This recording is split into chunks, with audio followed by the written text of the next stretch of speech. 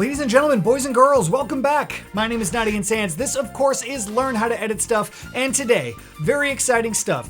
We're editing memes again. I've been getting an alarming number of messages about the less I know, the better meme because you guys want a tutorial on how to make it. So I'm happy to announce that today we're doing the less I know, the better meme tutorial. Let's roll the original. This is the original clip. You guys have seen it. It's a great meme. Everybody loves it. Now let's roll my clip. This is what we're going to be doing today. It looks very similar, and I'll admit that it's not exactly perfect, but it's pretty darn close. Let's roll the side by side. Here you go. On the left, the original. On the right, what we're going to be making today. It is pretty darn close. It took me a little bit to figure it out. A couple weeks ago, I did a live stream and I was trying to make it live, and then a bunch of people in the chat said that it was probably made with a phone app that just kind of like does this stuff for you, basically. But I kind of reverse engineered it and got it down and boiled it down to a couple simple steps that you guys can do at home using Adobe Premiere, your favorite editing software. Grab some videos off the internet, open up Adobe Premiere because we are getting started right now. All right, guys, Premiere is open and I have a blank timeline down here with the dimensions of 1920 by 1080. We are going to be working in 16 by 9. It'll make the animation portion of this tutorial just a little bit easier, but look at these sequence settings, match what I have to your timeline, and we are getting ready to go. Now, what I would first recommend doing is downloading all of the videos from the original meme or whatever videos you want to use in the meme so you have them ready to go before we even get started. I used 4K Video Downloader. It's an amazing program. It is free. You just copy and paste a YouTube link straight in. You can download the video in the original quality and then throw it into Premiere so that we can get ready to go. Now, what we're gonna do is start off with the original meme right here. And I'm just gonna drag and drop that straight onto my timeline. I'm going to keep existing settings. And what I'm going to do is I'm going to actually just delete the video file just like so. If you guys can't just select the video, highlight both of the clips and hit Control L on the keyboard, which will unlink them so you can just delete the video and leaving us with just the audio track intact. Now we're gonna start off with this first video clip down here. Here is the original video clip. I'm going to just simply drag and drop that onto my timeline, onto video 1, and I'm going to click on that clip and hit Control R to bring up the speed duration controls. And I'm going to turn this to 40% speed, and I'm going to switch this from frame sampling to frame blending. And if I click OK, you can see it's kind of giving us that ghosting effect as seen in the original meme. If you want something a little bit cleaner, you can switch this from frame blending to optical flow, and that will give you a little bit cleaner of a result, but we are going to try to stay true to the original meme, so I will use frame blending.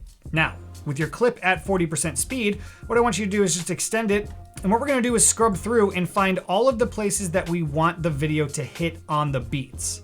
So we'll scrub ahead to our first, right there, looks good. I'm going to hit C on the keyboard and cut my clip. And I'm just gonna keep scrubbing until I find the next one, which this one looks about good right there. I'm going to cut it on the timeline and we will find the next one, which may be right about here, looks good. And once you're done doing that, you will have 4 chunks of video down on your timeline. And what I want you guys to do is just zoom in here. And what we're gonna do is we're gonna put each one of these clips on the strong beat of the song. So 1, 2, 3, 4 is the strong beat, basic music theory. Let's keep going. Here we go. On the snare is 2. And 3, and 4. And we're going to transition to our next clip right here, so I'm going to go ahead and cut that. Now, once you've done that, what I want you to do is just go through about halfway through in the first clip. I want you to cut that in half, then click on this clip, Control R, and turn this to 100% speed. And then just drag it out like this. Then go to our second clip like that, cut it in half, Control R, 100% speed. And we are just going to keep repeating this process for the duration of this portion of the meme. 100% speed, extend, and 100% speed. All right, now if we play this,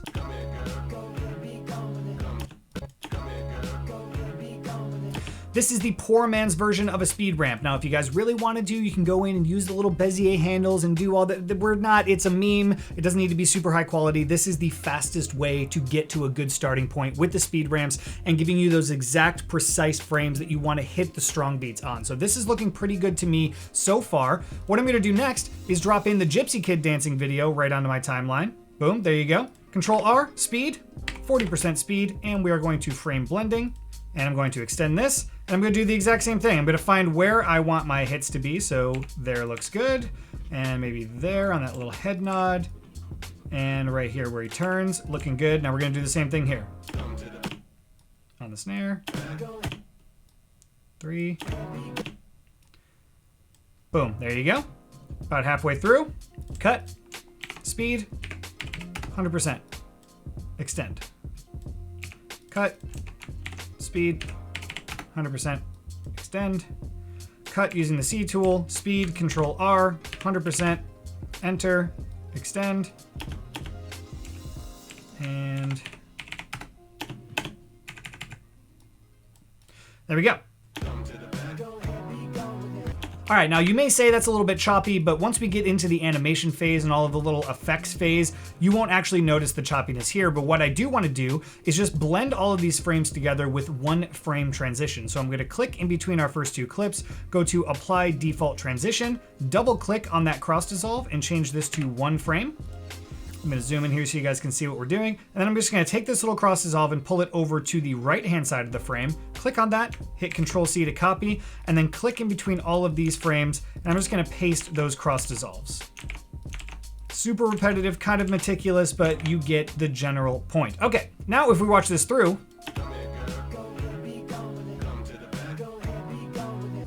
we have a pretty good baseline for where we want to start. So the next thing we're going to do is we're actually going to fake a 1-to-1 frame inside of our 16:9 frame, and that's also going to help us with the animation portion of this tutorial. So come right down here to the new item button, go to color matte, click OK, make it black, click OK again, click OK one more time, lots of OKs, and just drag and drop that straight onto our timeline, and we're going to extend it to the duration that we currently have set right now.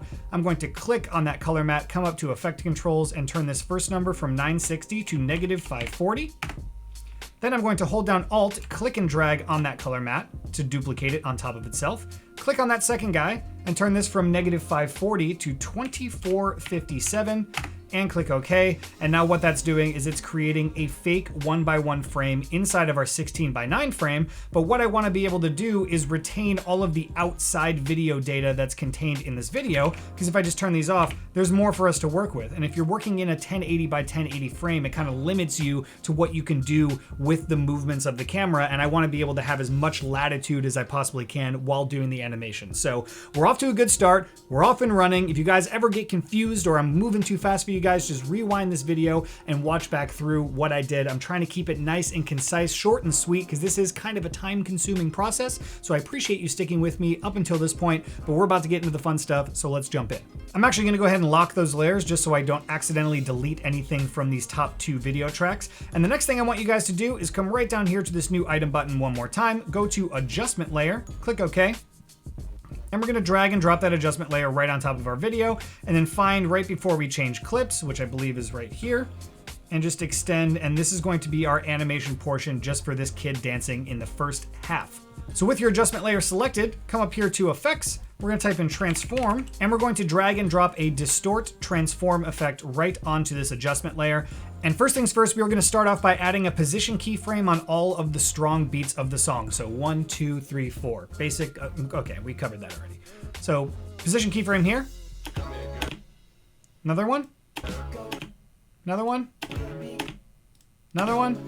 And we're also going to add one right at the very end of our timeline. So you should have 5 keyframes total on that adjustment layer. And what we're going to start doing now is moving our video to fit the keyframes that we want to animate. And it's a little bit confusing, but if you watch the original meme, the video is just kind of like moving back and forth like this in rhythm with the music. So we're just going to mirror that here in this video. So we're going to start this first keyframe way over here on the right-hand side. Then I'm going to click on this little arrow to go to the next keyframe, and I'm just going to move it to the left. Next keyframe, I'm going to move it to the right. Next keyframe, I'm actually going to center it up just a little bit.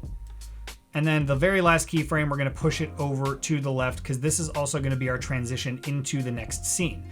Now, if I were to just play this,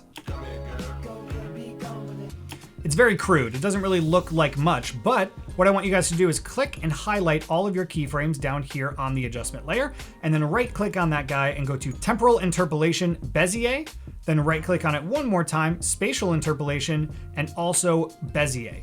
And now if I were to play this, you can see that it's a little bit smoother than it was before. What Bezier is doing is it's actually smoothing out the animation of the keyframes versus linear keyframes, which are just very kind of like jagged little movements. Bezier kind of makes it flow a little bit, but we're actually going to tweak the velocity of the Bezier just a little bit more so we can make it a little bit more in tune with what we want out of this meme, because we have to be very precise with the memes these days or else people freak out. So once you've Bezier'd your position keyframes, come right over here to this little arrow to the left of position, tool that down, and I'm just gonna make this bigger so you guys can see it. And here we have the velocity of all of the keyframes that are down here. Now, from my extensive research of this meme, the easiest way I found to do it is by clicking on the second keyframe, taking this little Bezier handle and pulling it all the way down and all the way over this way to the left. And then same thing here, pulling this down and pulling it over to the left and creating a nice right downward sloping animation curve for your position keyframes. And I'm gonna do that here as well. Nice little sloping Bezier curve. And we'll go to this keyframe, we will do the same thing. And then on the very last keyframe, what you guys are gonna wanna do is do the opposite animation. So we're gonna pull this down and to the right, and this down and to the right, and that will ramp our position out quickly. So now let's play this.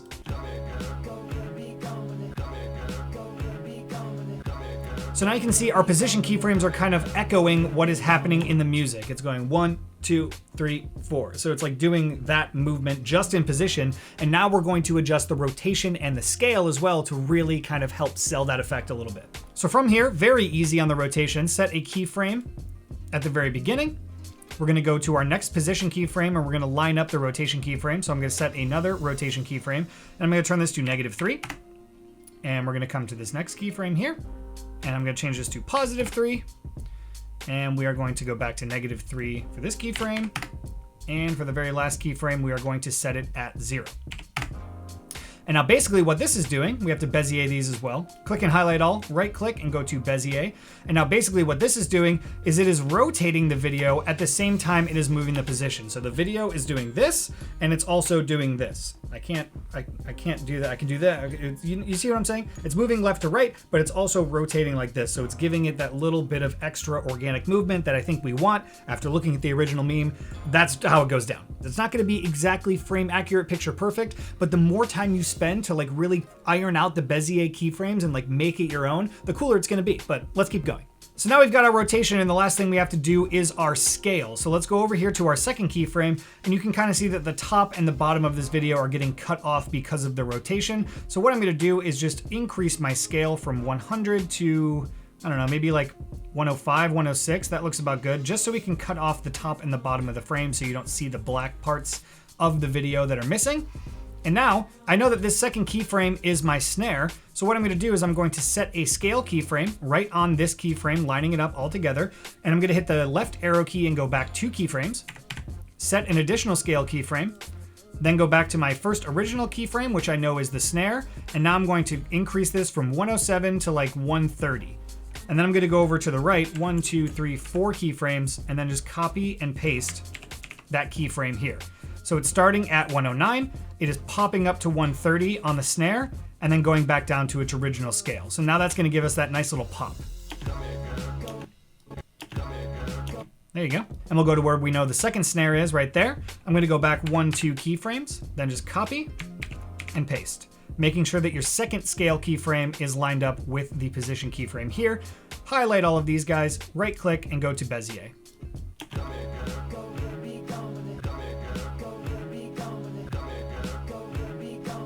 All right, that's looking pretty good so far. Now the next thing I want you guys to do is come back over to your project window after it's done auto-saving and drop an adjustment layer on top of your adjustment layer right here. Come over to your effects and type in levels. And we're going to throw a levels adjustment on this top adjustment layer right here. Go all the way to the very beginning. And the second number down, the RGB white input level, change it from 255 to 130. And we are going to set a keyframe right there at 130 and go over 1, 2, 3, 4, 5, 6, 7, 8, 9, 10 keyframes. Sure, let's say 10. Set another keyframe and then put this back up to 255. And then we'll just cut this layer exactly there. And what that's doing is it's creating a white flash over the course of 10 frames just on our highlighted parts of our video. So now if we duplicate this by holding down Alt, clicking and dragging, and I'm gonna put it on all 4 beats of the song, and I know exactly where the beats are because there's cuts in my video down here that match up exactly. There you go. Check this out.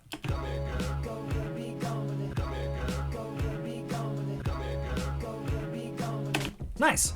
We're getting somewhere.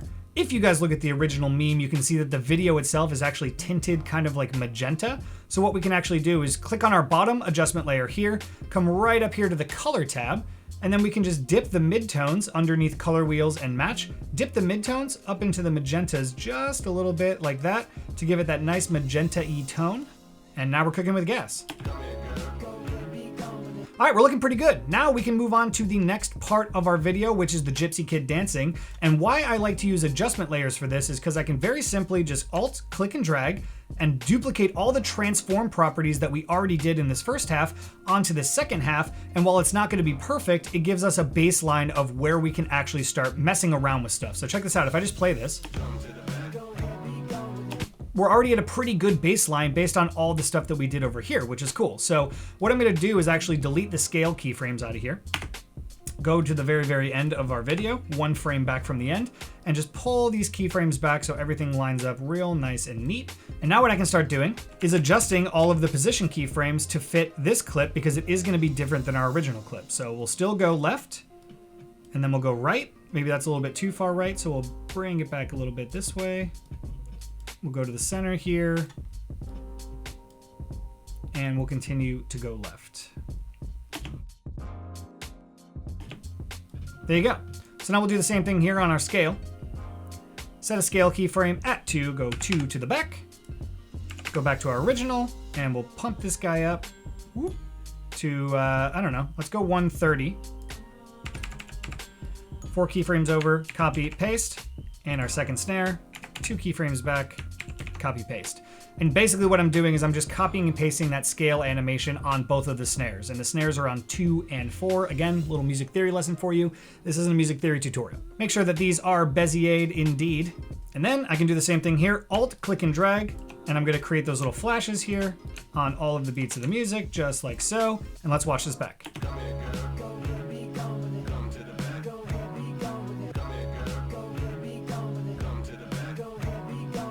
And guys, that is the very baseline version of how to make this meme. And if you've been following along, you've done it yourself, and you may be thinking to yourself, Ian, there's one more piece of this meme that you're missing, and it's the transition between the two clips. And that's why I'm very excited for this part of the tutorial. Did you know that if you use the link in the video description below, you can help me out, but also help yourself out by buying the handy seamless transitions pack for Premiere Pro? It is one of the most used plugins in Premiere, little pieces of whatever I use on a daily basis. It is very, very, very robust. It has a million transitions, and it saves a tremendous amount of time while you're editing. And I'm gonna demo that for you right now because it's super sick. I'm gonna come down here to all of my different transitions. I'm gonna come down here to the pan folder. I'm going to go to the ease folder, and I'm going to drop in a pan ease left, right in between our 2 adjustment layers right here, lining up the cut in the bottommost video with the video underneath. And then check this out, it automatically adds a nice left wipe swipe transition between our videos, and all I did was literally drag and drop, and it makes it completely seamless.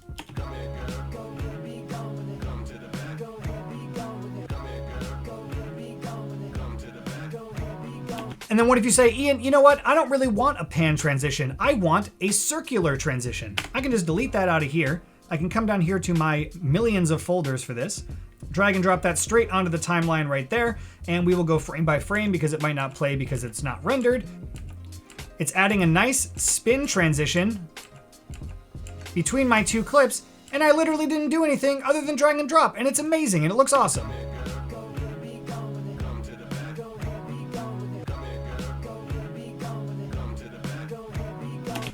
So whatever transition you wanted to put between all your various video clips, you literally just drag and drop it onto the timeline, and then you just keep on going and keep on working. It is probably the best thing ever. It's $43. Go and buy it right now. Use my link in the video description right now. If you don't already have this, you are seriously wasting a tremendous amount of time trying to build your own transitions. It is just plug and play and simple.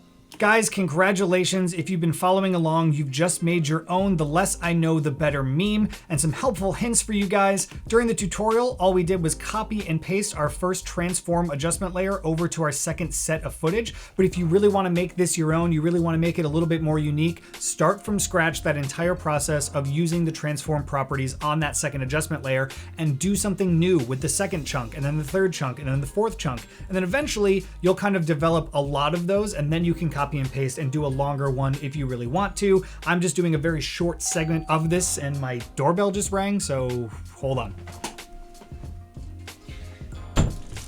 Amazon.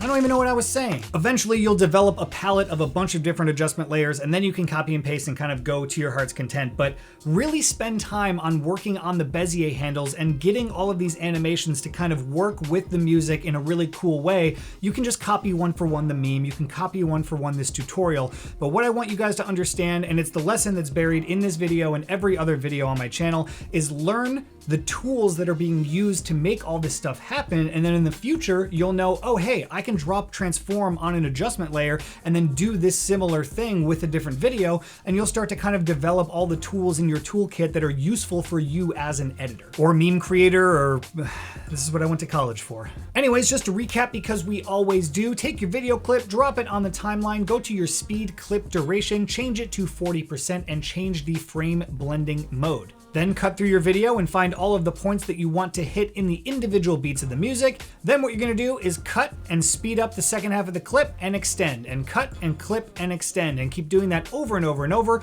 Don't forget to put the crossfade in between all of your clips. You're gonna drag the adjustment layer right down on the timeline and use the transform properties to set a bunch of position, scale, and rotation keyframes, and really try to make it move with that music, making sure that you're using the Bezier handles and Beziering all of your keyframes to get that nice smooth motion. You're then going to drop another adjustment layer right on top of your first one, and you're going to do the levels adjustment to make the frames flash. You're also going to tint that first adjustment layer just a little bit magenta, and of course you're going to go and buy the handy seamless transitions pack for Premiere Pro, so you can just drag and drop as many transitions onto your timeline as your heart can stand, and you're going to make a really amazing video at the end of it. I am so proud of you. Thank you once again for watching this video. If you're new to my channel, go back and watch some other videos. I got some pretty helpful stuff. If you're a returning subscriber, thanks for coming back and listening to me talk over and over and over again.